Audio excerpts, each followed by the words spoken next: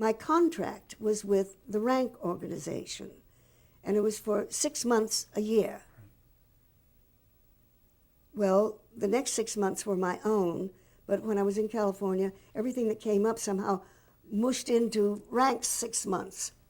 So I wasn't getting any place. Finally, we both decided to kill the contract, but before that happened, or just after that happened, I got very tired of waiting around trying to find something to do, and I had an offer to come back east for summer stock, so was delighted and came back, and it was with Claudia, actually. Right. And then I also did Wuthering Heights, all in the east. But while I was, I think it was when I was in Detroit doing Claudia, that I got word from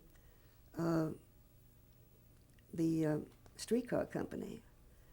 Would I come and audition for a role in it? Oh no, the first time I heard about it was when I was up in Connecticut doing Claudia.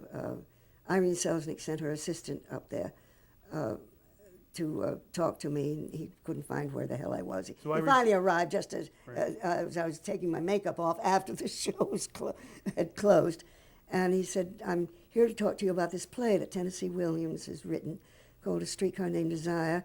He said, I'd love to show you a copy of it, but I can't yet. He said, I really don't know why I'm here, except because we can't cast Stella until we cast Blanche, her older sister. And but I think what I'm here to say is, don't do anything else without checking with us first. So this is the emissary of Irene Selznick, Yes. who's the producer of Streetcar. Of Streetcar. And she is David Selznick's wife. Well, yes, they were wife or ex-wife at the time. They were in the process, I think, of being separated. But she apparently noticed that I was acting on stage. Oh, well, maybe the girl can really act if she can act on stage. I think that's why she sent her guy up to see me. But at any rate, later, when I was in Detroit, I got word, would I come, please, to audition for Stella.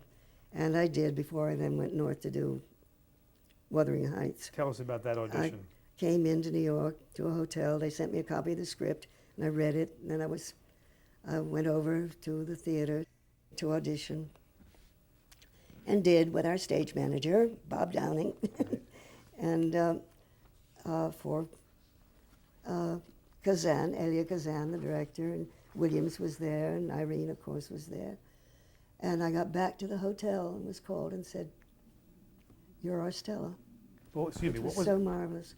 But there you were with Kazan and Tennessee Williams. Yes. They were in the house. I couldn't even see them. Was that good? I mean, the feeling of presenting yourself to those. Well, I was very nervous, and the guy who walked me in said, "Relax." He said, "Just remember 2 things: loud and clear, and you'll be fine." So I went in and spoke loud and clear and got it. What a feeling to one reading and... Yeah. It seemed like a very good play to me. I had no idea what kind of play we really were involved with. It was such an experience. People who don't realize, tell us the role that you played and what this character, who she was in Streetcar. I played Stella Kowalski. Isn't it funny? I've never been good at describing characters that I play. She's a Southerner from a sort of upper-class family, but met this crazy, marvelous guy, Stanley Kowalski, and fell madly in love with him. Basically, I think a sexual relationship, the two of them. But they get married, and there's no question, but they belong together. And of course, when Blanche, her sister, comes, then Stella has to become, because of the nature of the two of them, Stanley and Blanche, almost an arbitrator to somehow keep these people from hurting each other, somehow bring them together to understand each other. She never quite manages it, but that certainly is her intention, to make it a family, which doesn't quite work. Seminal role, a milestone play, and at the time you didn't realize it, or did you? What it meant? Well, it was interesting. No, we all gradually knew more and more and more that this is a very special play. And we were getting the sense in our pre-Broadway tryout. One very interesting time was we had a split week in New Haven, and then 2 weeks in Boston, 2 weeks in Philadelphia.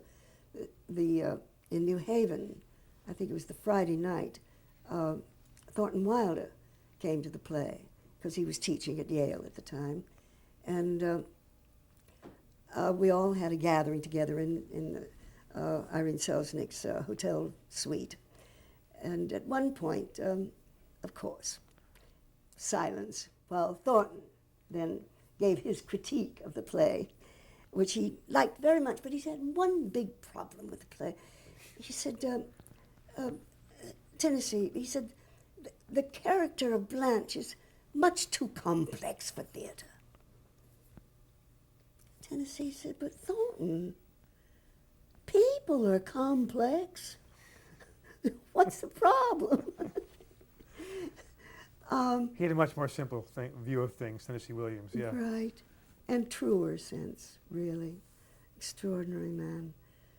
But gradually we became more and more aware, because also the reviews got better and better and better. And not that the first reviews were bad reviews, they weren't. But when we got to New York, before we opened, Kazan said to us, look, don't get carried away by what everybody is saying about this play. He said, it's a very nice play, and we bloody well want to make it work. Just do it, and don't think about what anybody's going to say about it. And bless his heart.